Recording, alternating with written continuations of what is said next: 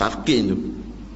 Tiba-tiba hari kita nak putus nyawa, kalimah la ilaha illallah kita dengar di telinga kita, akhirnya kalimah tersebut kita dah nak lafaz.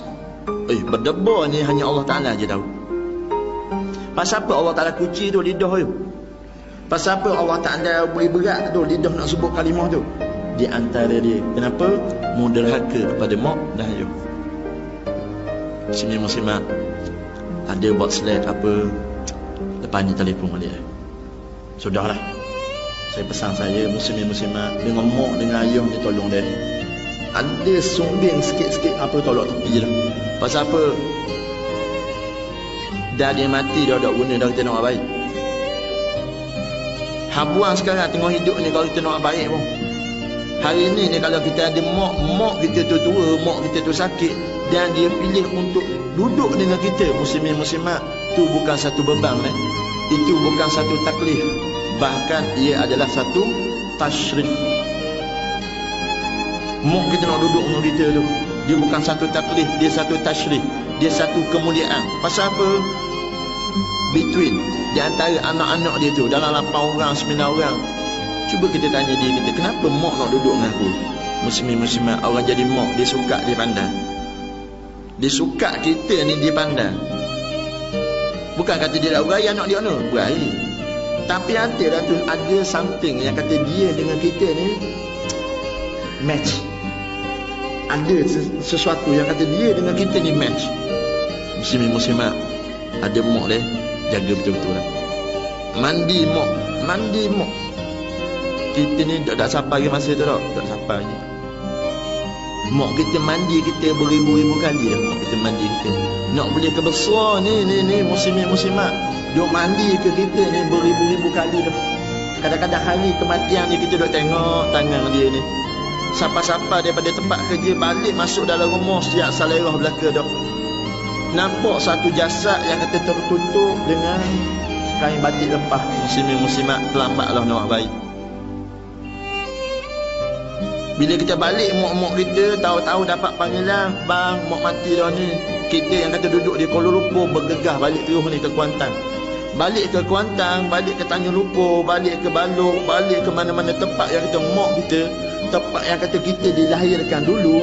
Masuk di rumah yang kata tempat kita dilahirkan dulu. Masuk-masuk dalam rumah, tengok-tengok satu jasad duduk di tengah rumah, sudah ditutupi dengan kain lepas, kain batik lepas. Allah Rabbi, muslimin-muslimat, mata tu, masa tu mata tangkap ni, kaki tak boleh nak langkah ni. Kaki ni tak boleh nak langkah ni.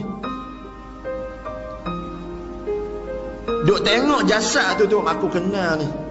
Muslimin-muslimat, kaki melangkah ni slow ni. Lutut rasa macam nak cabut ni. Melangkah tu pergi belek ni, duduk macam duduk di antara dua sujud tu. Duduk tepi jasad mak kita belek.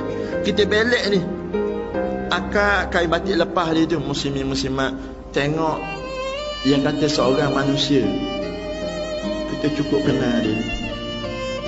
Dengan umur aku sekarang 33 tahun, dengan umur aku sekarang 36 tahun, dengan umur aku sekarang 37 tahun, dengan umur aku sekarang 40 tahun, dengan umur aku sekarang 55 tahun, dengan umur aku sekarang 67 tahun. Muslimin muslimat, orang tua ni aku kenal. Siapa dia ni? Inilah mak aku.